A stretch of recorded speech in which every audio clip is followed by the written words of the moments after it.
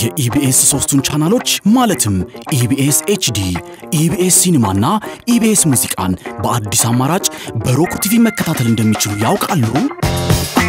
የኢቢኤስ ቲቪን ልዩ ልዩ ተወዳጅ ፕሮግራሞች በኢቢኤስ ኤችዲ፣ ኢትዮጵያዊ ፊልሞችን በኢቢኤስ ሲኒማ እንዲሁም የሀገሩን ሙዚቃ በኢቢኤስ ሙዚቃ ቻናሎቹን 24 ሰዓት በቀጥታ በሮክ ቲቪ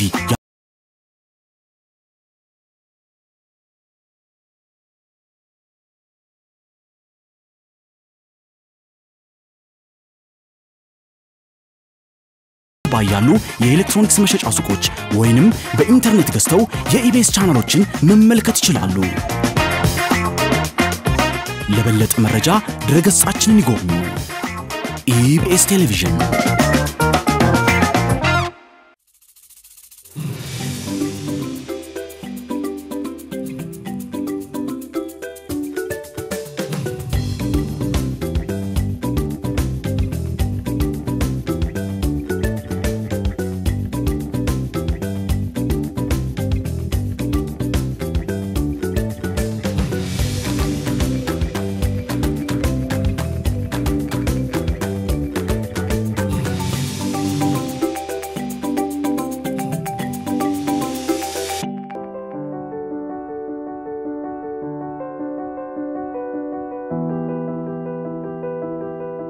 ፀሐይ የግለቷን እሩምታ በወበቅሳት ታፈሰው ሰውነትን የሚያግለው የመሬቱ እንፋሎት ሽቅብ ወደ ላይ መውጣት ሳይጀምር የጥቂት ሰዓታት እድሜ ብቻ ባለው በጨለማው ቅዝቃዜ የሰው ልጅ አቅም ከሚፈታተነው የተፈጥሮ የአየር ጠባይ ቀድሞ በማለዳ ከስፍራው መድረስ መለኛ ዘዴ ነው። ሽርጥና ጎፈሬ እዚህም እዚያም ቁጢጥ ያሉ ትናንሽ ጎጆች ከደረቁ ሜዳ የሚቃረሙ ግመልና ፍየሎች እንደ ክረምት ጭቃ የሙጥኝ የሚለው ደቃቅ አፈር አንዳች አባዜ እንዳለበት በድንገት እየተሽከረከረ ሽቅብ የሚወጣው አቧራ የአካባቢው መገለጫዎች ናቸው።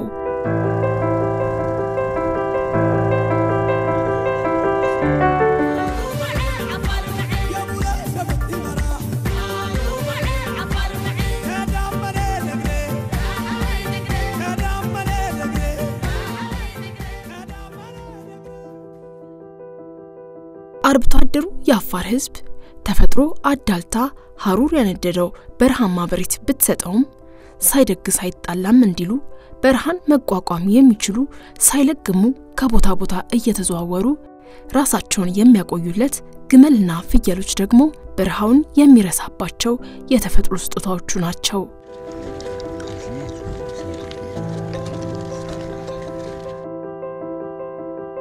ታዲያ እነዚህ ገጸ በረከቶቹ በውሃጥም ጉሮሯቸው እንዳይደርቅ በቁጥቋጦ እጦት ሆዳቸው ጦም እንዳያድር ለሸክም የምትመቸውን ትንሿን ጎጆ ጠቅልሎ ከነቤተሰቡ ከቦታ ቦታ እየተዘዋወረ እርጥብ መሬትና ትንሽ ምንጭ አፈላልጎ ይመግባቸዋል። በአንጻሩ የአፋር አባወራ ጨቅላዎች ወተታተው አጥንታቸው እንዳይሰል እናት ግመል በቀን እስከ 10 ጊዜ ወተት በመስጠት ህፃናቱ ቦርቀው እንዲያድጉ በእንግድነት የመጣውም ለክብሩ መገለጫ የቀረበለትን የግመል ወተት ተጎንጭቶ እንዲሄድ ታደርጋለች። እንግዳ በድንገት ቢመጣ ጧት የታለበችው 3 ሰዓት 4 ሰዓት ተመልሳ እንትን ማለት ይችላል። ለእንግዳ ነው ትልቅ ትኩረት የሚሰጠው አፍ ከልጅ በላይ ለእንግዳ ነው። የበረሃ መርከብ የተሰኘ ቅጥያ የተሰጠው ወንድ ግመል ስጋው ለምግብነት ከመዋሉ ባሻገር ልክ እንደ መጠሪያው ሁሉ ሲሻው ወደ ገበያ አለም ሌላ ጉዳይ ለመገወን ሸክም ተሸክሞ ረጅሙን ሰልፍ ወይም ቅፍለት ሰርቶ በዝግታ እየተጓዘ አሳዳሪውን ያገለግላል።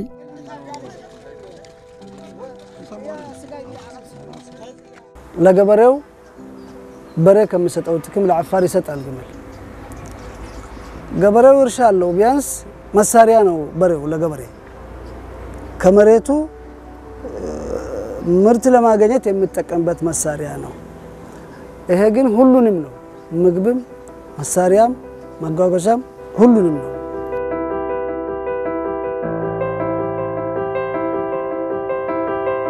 ክፉን ያርቀውና አንድ የአፋር አባወራ ከአቅም በላይ የሆነ ችግር አጋጥሞት ብዙ ገንዘብ ቢያስፈልገው በዚህ የችግር ጊዜ አንድ ግመል እስከ 25000 ብር በመሸጥ ክፉ ጊዜውን ያሳልፍበታል።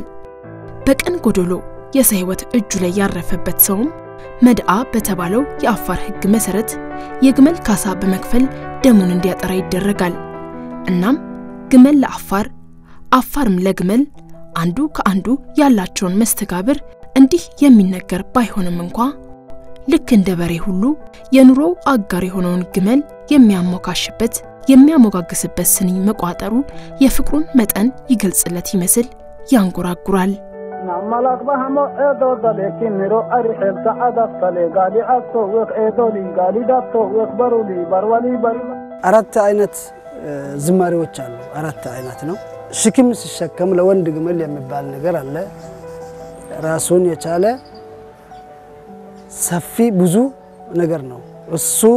እሱን ለመበረታታት እንደውም አንዳንዴ እነዚህ ሁሌ የሚጨኑት ላለ ግመሎች እቺን ነገር ያውቋታል ነው የሚሉት። ይሄ ሲባልለት ይጨምራል ስፒዱ ግመሉ ራሱ ማለት ነው። ውሃ ሲያጠጡ ለምሳሌ እንዳየሽው በረሃ ነው። ውሃ በየቦታው አይገኝም። በጉድጓድ በገመድ በጥልቀት ባለው እንትን ያወጡ ነው የሚያጠጡት። ይሄን ሲያደርጉለት ደግሞ የሚባለው ነገር አለ። ስለዚህ 2-3 አይነት የግመል ሙገሳ አለ። ከሌላ እንስሳት በላይ 4 እና ከ3 በላይ የሆኑ ለወንዶች ለብቻ የሚባል አለ፣ ለሴቶች ለብቻ የሚባል አለ። አጠቃላይ በስሙ የሱን ጥቅም የሱን ክብደት ለማሳየት የሚባሉ ነገሮች አሉ።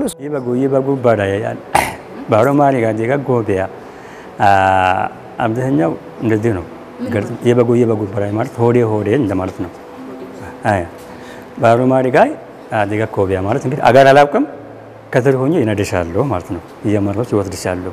ናማላክ ባሃሞ ኤዶ ደለኪንሮ አሪሄብ ተዓዳፍ ተለጋሊ አቶ ወክ ኤዶሊ ጋሊ ዳቶ ወክ በሩሊ በርዋሊ በሪ ባይቼ ዳጋሪ ሶዳቶክ ማሐራ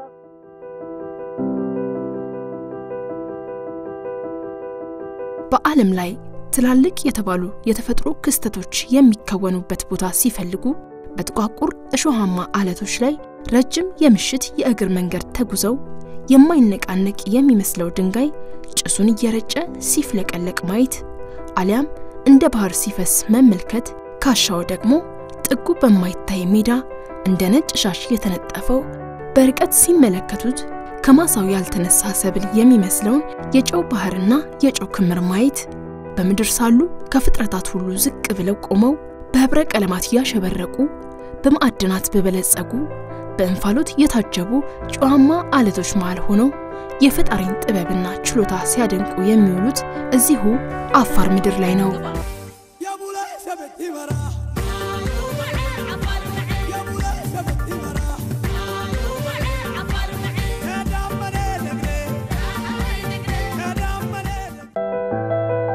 እንደ ምሁራኑ እሳቤና ግኝት ከዛሬ 30 ሚሊዮን ዓመት በፊት መሬት ራሷን ለመነጣጠል በመታደርገው የጂኦሎጂ ሂደት ጠፍጣፋው የመሬት ቅርጽ ተራራማ ይዘት እንዲኖረው አለታማው ቦታም ወደ ስምጥ ሸለቆነት እንዲቀየር በማድረግ የአንድ አካባቢ መልክዓ ምድር የተለያየ ቅርጽና ይዘት እንዲኖረው ምክንያት ሆኗል። ታዲያ ለዚህ ውስጣዊ የተፈጥሮ ክዋኔ ማሳያነት የአፋር ምድር ወደር አይገኝለትም። አፋር የሚገኘው በሰሜናዊው የምስራቅ አፍሪካ ስምጥ ሸለቆ ነው። ስምጥ ሸለቆ ደግሞ ስንል መሬት የሚለያይበት የሚሳሳበት እና በሂደትም አዲስ የመሬት ክፍል የሚፈጠርበት ከመሆኑ አንፃር አሁን አፋር ላይ የምናየው እጅግ የመሬት የላይኛው ቅርፊት በጣም ሳስቶ የሚገኝበት ስለሆነ አሁን የገለሻቸው መልክዓ ምድሮች ሊያሳይ ይችላል ማለት ነው። ከ120 ዓመታት በፊት ጀምሮ 80 ሜትር በሆነ ጥልቀት ውስጥ ባለ ጎድጓዳ ሳህን መሳይ መሬት ውስጥ ሲለው ለዘብ ባለ እሳት እንደሚንተከተክ ወጥ ደክ እያለ ሲገላበጥ ሌላ ጊዜ ደግሞ ለደስታ መግለጫ እንደተተኮሰ ርችት ጨረሮቹን ፈንጥቆ ሰማይ ደርሶ ሲመለስ አንዳንዴም ጥጋብ እንዳሸነፈውና መሬት ላይ እንደሚገላበጥ በሬ ሲያቃትት አንዳች ግርማ ተላብሶ ብዙሃኑን ይስባል። ዛሬ ደግሞ ይህ እሳተ ገሞራ ወትሮ ያድርበት ከነበረው ጉድጓድ ወጥቶ በመፍሰስ ኪሎሜትሮችን የሸፈነ የእሳት ባህር ፈጥሮ እዩኝ ይላል።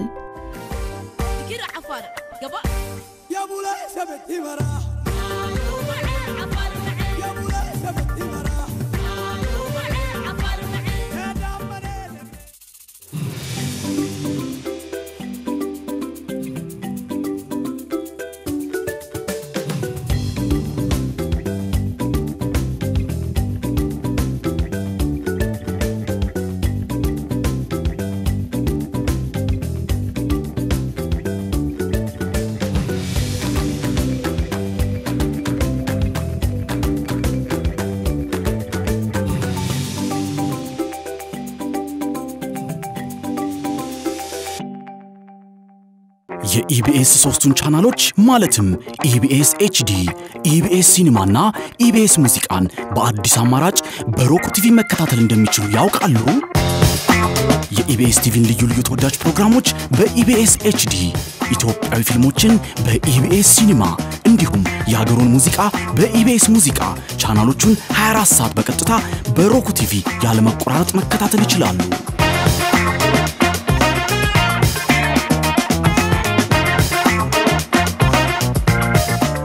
ሮክ ቲቪ ከሌሎች በአቅራቢያው ከሚገኝ እንደ ቤስት ባይ ያሉ የኤሌክትሮኒክስ መሸጫ ሱቆች ወይንም በኢንተርኔት ገዝተው የኢቢኤስ ቻናሎችን መመልከት ይችላሉ። ለበለጠ መረጃ ድረገጻችንን ይጎብኙ። ኢቢኤስ ቴሌቪዥን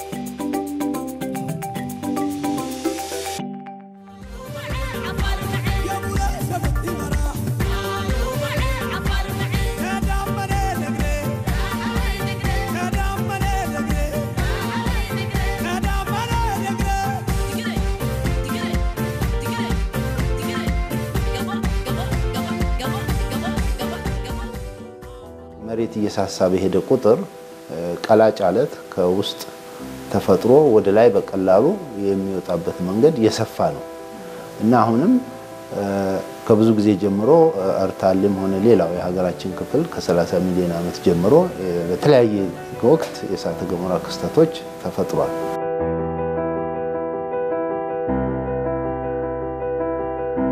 የቮልካኖ ሰንሰለቶች አጠቃላይ ከቀይ ባህር ጀምሮ የመጡና ወደ ታች እስከ ስምጥ ሸለቆ የኢትዮጵያ ስምጥ ሸለቆ ድረስ የሚሄዱ ናቸው። እነዚህም የተፈጠሩበት ዋናነት እንዳልኩት የአረቢያን ፕሌት ከአፍሪካ የመነጠል ሂደት ውጤቶች ናቸው። እንግዲህ እሳተ ገሞራ ወይም የቀለጠ አለት መሬት ውስጥ ወጥቶ ወደ ላይ በሚወጣበት ጊዜ የተለያዩ እንቅስቃሴዎች ያሳያል። አንድ አካባቢው የጋዝ መጠንና አይነት ይለያል። የአካባቢው የሙቀት መጠን ይለያያል። መጠነኛም የሆነ ርዕደ መሬት ያስከትላል። እንደዚሁም አካባቢው የመሰነጣጠቅ ሁኔታዎች ያሳያል። ጥቋቁር አለቶች ወይም ድንጋዮች የምታያቸው በአብዛኛው የነዚህ አይነት መልክ ነው። ይሄኛው አሁን በቅርቡ አሁን አንቺም ያየሽው የዛ ናሙና የተወሰደ ነው። ይሄኛው ነገር ግን እድሜው ወደ 30 ሚሊዮን ዓመት አካባቢ ነው። ከመካከለኛው ኢትዮጵያ ከፍታ ቦታ የተወሰደ ነው። ይህ የእሳተ ገሞራ ክስተት ቆሞ ከምናያቸው ጥቋቁር አለቶችና ተራሮች ስምጥ ሸለቆችና ሜዳማ ቦታዎች ውጪ ሌላ ትሩፋቶችን ለምድር አበርክቷል። ለም አፈር ይፈጠራል፣ አዲስ መሬት ይፈጠራል፣ አዳዲስ የተፈጥሮ መልክዓ ምድሮች ይፈጠራልና በአብዛኛው ኢትዮጵያ የምንለው እንግዲህ ከ30 ሚሊዮን ዓመት ጀምሮ በሚከሰቱት የእሳተ ገሞራ የተፈጠረ መሬት ነውና በአብዛኛው በግብርና ለም የሆኑት አካባቢዎች በአብዛኛው ከእሳተ ገሞራ አለት የተያዙ ቦታዎች ናቸው። በውስጠኛው የመሬት ክፍል እምቅ ኃይል ሳቢያ መሬትን ለመከፋፈል የሚደረገው የጂኦሎጂ ሂደት በተለይ በሀገራችን የሚገኘው እሳተ ገሞራ መቼ እንዴትና የት ሊፈጠር ይችላል የሚለውን ቅድመ ትንበያ ለመስጠት የሚያስችል በቂ ጥናት እንዳልተደረገ ነው የሚነገረው። ቀላጭ አለት ከውስጥ ወደ ላይ በሚወጣበት ጊዜ የተለያዩ በመሬት ላይ የሚፈጥራቸው ሂደቶች ስላሉ እነዛን በማየት መገመትና ማስቀመጥ ይቻላል። ነገር ግን በትክክል ነገ በዚህ ሰዓት በዚህ ብሎ ማድረግ ባይቻልም ይቻላል።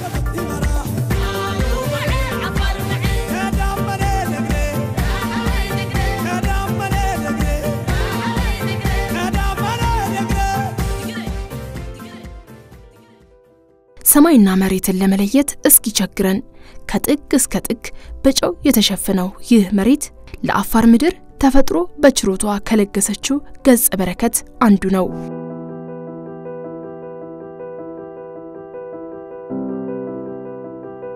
ይህ የጨው ምድር በተፈጥሮ በሚከሰተው የመሬት ቅርጽ መለዋወጥ ምክንያት በተፈጠረ ጎድጓዳ ስፍራ በተጠራቀመ ውሃ ሳቢያ እንደተፈጠረ ነው የሚታሰበው።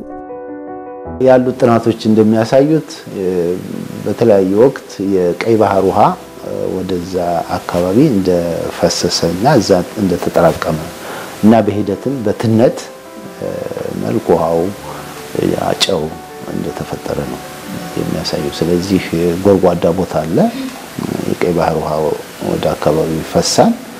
እሱም ብቻም ሳይሆን በዝናብ ወቅት የሚጥለው ይጠራቀማል።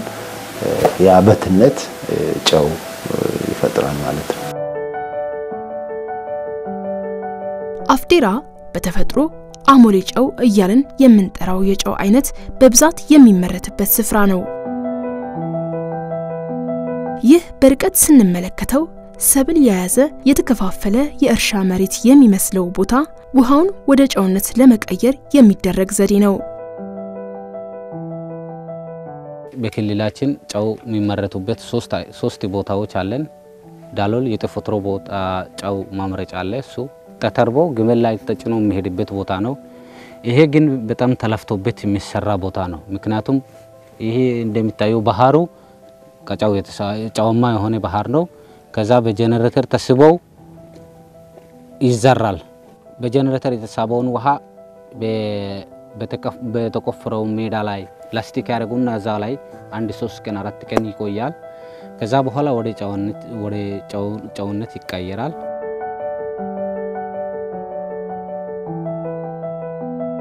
በሀገራችን ለምግብነት ከሚያስፈልገው የጨው መጠን ከግማሽ በላይ የሚሆነውም ከዚህ ስፍራ እንደሚገኝ ነው የሚነገረው።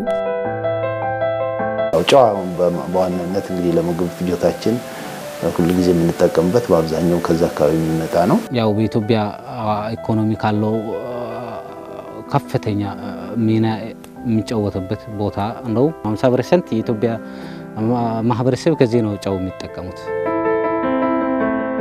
ታዲያ ከማያልቀው የጨው ባህር እየዛቁ ወደ ከተማ የሚልኩ በርካታ ድርጅቶችና ከ15000 በላይ በጨው ምርት ስራ ላይ የተሰማሩ ሰራተኞችም እዚህ አካባቢ እንደከተሙ ነው የሚነገረው። ይህንን የጨው ባህር የጨው ክምርና የጨው ሜዳ ለመመልከትም በርካቶች ባህር ተሻግረው እዚህ ይደርሳሉ። ጃንዋሪ አካባቢ ላይ እዚህ ከተማ ላይ በየናይት ወደ 30 ካነሰ 30 ቱሪስት ያድራል። አንድ ግሩፕ በዚህ ወደ አርታዓሊ ለመሄድ ያድራል። አንድ ግሩፕ አርታዓሊ ሄዶ ይመለሳል። ሲመለስ ያው ተመልሰው የሚመለሱበት ቦታ ስለሆነ ያው ይሄ ቦታ ለቱሪስት መዳረሻነት በጣም ከፍተኛ ሚና ያላት ከተማ ናት።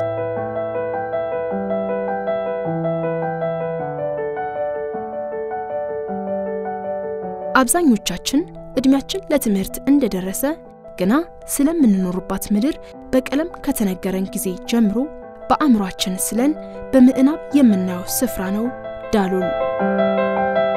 ይህ ስፍራ ልክ እንደ እሳቱ ባህር ኤርታሌና እንደ ጨው ሜዳው አፍዴራ ሁሉ በተፈጥሮ ህግ በተከወነ የጂኦሎጂ ክስተት በተፈጠረ ስምጥ ሸለቆ ምክንያት ከምድራችን 116 ሜትር ዝቅ ብሎ በብቸኝነት የተቀመጠ የዓለማችን ዝቅተኛው ቦታ ነው። ዳሎል እንግዲህ የዝቅተኛ ቦታነቱ ምንጩ ይሄ ነው። ያው መሬት ሲለያይ ሲሳሳ በጣም ትንሽ የሆነ ከመሄዱ አንፃር የላይኛው የመሬት ቅርፊት ዝቅ ይላል።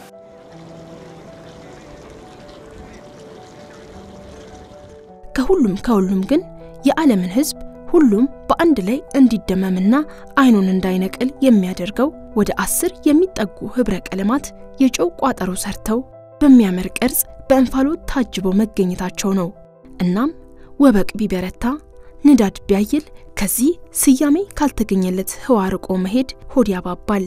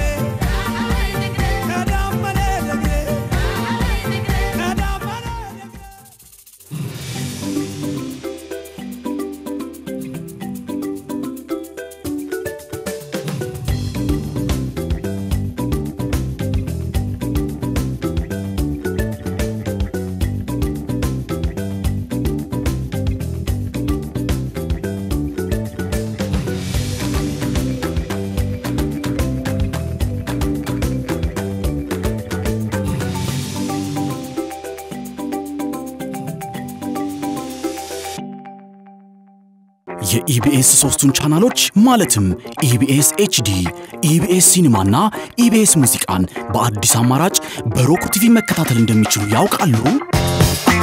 የኢቢኤስ ቲቪን ልዩ ልዩ ተወዳጅ ፕሮግራሞች በኢቢኤስ ኤችዲ፣ ኢትዮጵያዊ ፊልሞችን በኢቢኤስ ሲኒማ እንዲሁም የሀገሩን ሙዚቃ በኢቢኤስ ሙዚቃ ቻናሎቹን 24 ሰዓት በቀጥታ በሮክ ቲቪ ያለ መቆራረጥ መከታተል ይችላሉ።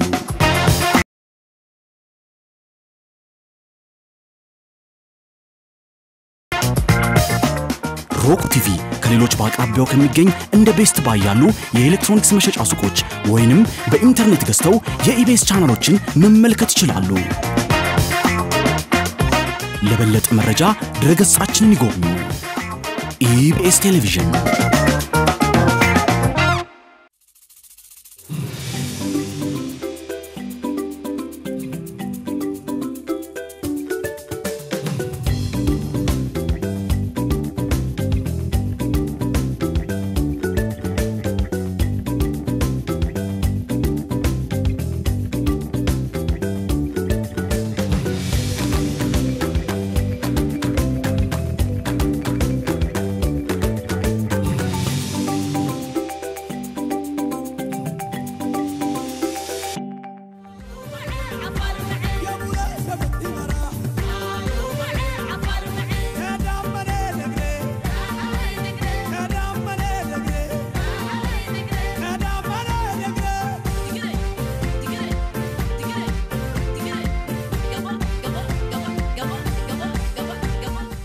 ስያሜ ያላቸው ፈረንጆች እዚህ ሲመጡ ከዘጠኙ ፕላኔት ሌላ ነው የሚሉት አደር ፕላኔት ነው በእነሱ ቋንቋ።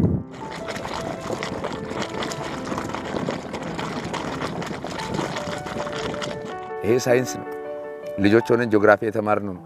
ልጆች ሆነን ስለ ስነ ምድር አስተማሪዎቻችን ሲነግሩን ከፍተኛ ቦታ ማለት ምን ማለት ነው፣ ዝቅተኛ ቦታ ማለት ምን ማለት ነው፣ መካከለኛ ቦታ ማለት ምን ማለት ነው እያሉ ይተነትኑልናል። የዓለም ልጆች በዚህ ነው የሚማሩት። እኛ ከዓለም ልጆች ለየት የሚያደርገን ከምድር ንጣፍ በታች ራሱን ችሎ ያረፈ መሬትና ስነ ምህዳር አለ።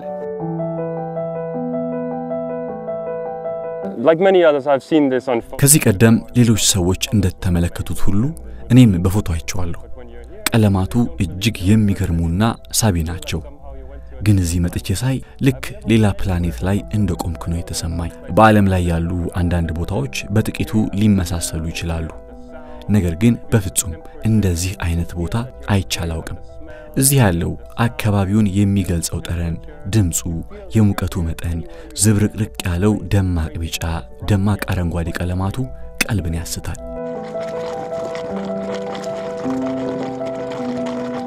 ውሃም አይደለም ትራመጅበታለሽ ምናልባት የሆነ ጊዜ ደግሞ ተራመጅበታል ብሎ የሚያስብ በሌላ ጊዜ ሲመጣ ደግሞ ውሃ ሆኖ ያገኘዋል ዛሬ የጨው ያረፈበት ቦታ ሆኖ ያየሽ ቦታ ከሆነ ጊዜ በኋላ ስትመጪ ደግሞ በሌላ ማዕድን ተጥለቅልቆ ሌላ ቀለም ሌላ ከለር ሌላ ውበት ሆኖ ታይዋለሽና በጣም የተለየ ቦታ ነው ዳሎል ያው ጨው ነክ ማዕድናቶች አሉ በተጨማሪም የእሳተ ገሞራ ውጤት የሆኑ ሙቅ ውሃዎች ወይም ፍሉሃዎች አሉ እነዚህ ፍሉሃዎች ከጨው ጋራ በሚቀላቀሉበት ጊዜ ጨውን ያማሙትና የተለያየ መልክ እንዲኖረው ያስችላሉና በዋናነት የተለያየ ቀለም ነጭ አለ ቢጫ ቡናማ ብርቱካናማ አንዳንድ ጊዜ አረንጓዴ አይነት መልኮች ነው የምናየውና ውሃና ጨዎቹ ናቸውና ይሄ የእሳተ ገሞራ ውጤት የሆነው ፍሉሃው ከነዚህ ጨው ጋር ሲዋሃድ ከለሩ ምንጭ እሱ ነው እነዚህ እልህ እንደያዘው ህፃን ግንፍል ከሚሉና ሰክነው ከተቀመጡ ባለቀለም የጨው አለቶች መሃል 4 የሚሆኑ ማዕድናትን ማግኘት ይቻላል በዋናነት ፖታሽ የምንለው ነው ይሄም ማዕድን ሁለት ዋና ጥቅሞች አሉ አንዱ ጨው ማምረት ነው ሌላው እንግዲህ ደግሞ ለማዳበሪያነት መዋል ነው ስለዚህ ዋናው እንግዲህ ያው ከባህር ውሃ ሲተን የተገኙ ማዕድናቶች ስለሆኑ በዋናነት የሚና ፖታሽ የሚባለው ማዕድን ነው ታዲያ እነዚህን የተፈጥሮ ሁነቶች ስንቶቻችን ለማየት ጓግተናል ስንቶቻችንስ ስለ መገኛቸውና ሁነታቸው መርምረናል የባህር ትሩፋት የሆነውን የጨው ክምር በቀለማት ያሸበረቀውን ትኩሱን የጨው ቋጠሮ አይተው አድንቀው ሲያበቁ በወበቁ የነፈረውን ሰውነቱን ለማቀዝቀዝ ከዚህ ስፍራ ጎራ ማለት ግድ ይሎታል ይህ የውሃ አካል በምድር አፋር ተገኝተው ተፈጥሮን ሊያደንቁ አሊያም ሊመራመሩ የመጡ ሰዎች የመጡበትን ጉዳይ ከከወኑ በኋላ ለማረፊያነት ከተዘጋጁ ድንኳኖች ጀርባ ከጥላው ስር አረፍ ብለው በድካም የጓጎለ ሰውነታቸውን ሲያሻቸው በፍልውሃ ወይም ደግሞ ከቀዘቀዘው ባህር እየተዘፈቁ ዘና የሚሉበት ቦታ ነው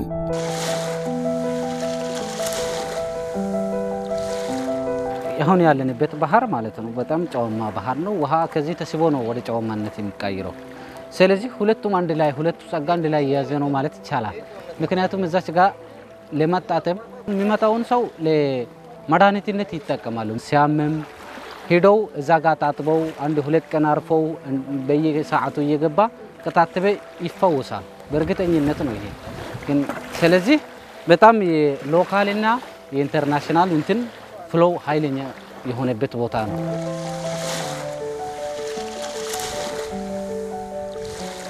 ቦታው አካባቢው ለመጎብኘትም ሆነ ለሌላ ጉዳይ የመጣን እንግዳ ዘና ከማድረግም በላይ ለአካባቢው ነዋሪዎች ተጨማሪ የገቢ ምንጭ እንደሆነ ነው የሚነገረው እዚህ ለማደር የሚመጣ ቱሪስት አንደኛ እዚህ ገበያ ላይ ብዙ ነገር ይገዛል እዚህ እንትኑ ላይ መጀመሪያ እዚህ ሀገር ላይ የተሰራ ኮዳም ይባላል ይሄ ውሃ መያዣ ነው ውሃ መቀዝቀዣ ነው ስለዚህ እዚህ ይገዛል አርታዓለ ሲሉ ውሃ መቀዝቀዣ እንደሚያስፈልጋቸው በትራቨል ኤጀንሲ በኩል ሲነገራቸው እዚህ ነው የሚገዙት እንደኛ ሰብላይ የሚያረግ ሰው አለ ሁለተኛ ደግሞ ማህበረሰቡ ዛካብ ላይ በኢደት በባት በሚኑ የሚሰራ ነገሮች አሉ ያንን ነገሮች ይገዛሉ ከዛ ካለፈ ደግሞ በዘመናዊ ማርኬቲንግ ላይ የሚያስፈልግ ነገሮች ይገዛሉ ስለዚህ የኛ ሰው ተጠቃሚ ነው ማለት ነው ከዚህ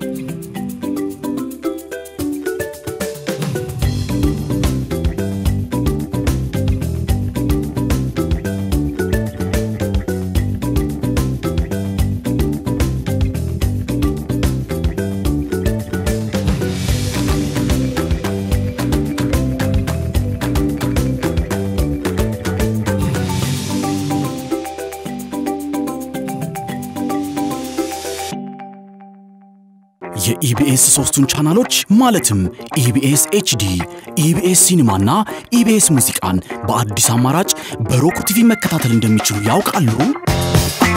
የኢቢኤስ ቲቪን ልዩ ልዩ ተወዳጅ ፕሮግራሞች በኢቢኤስ ኤችዲ፣ ኢትዮጵያዊ ፊልሞችን በኢቢኤስ ሲኒማ እንዲሁም የሀገሩን ሙዚቃ በኢቢኤስ ሙዚቃ ቻናሎቹን 24 ሰዓት በቀጥታ በሮክ ቲቪ ያለ መቆራረጥ መከታተል ይችላሉ።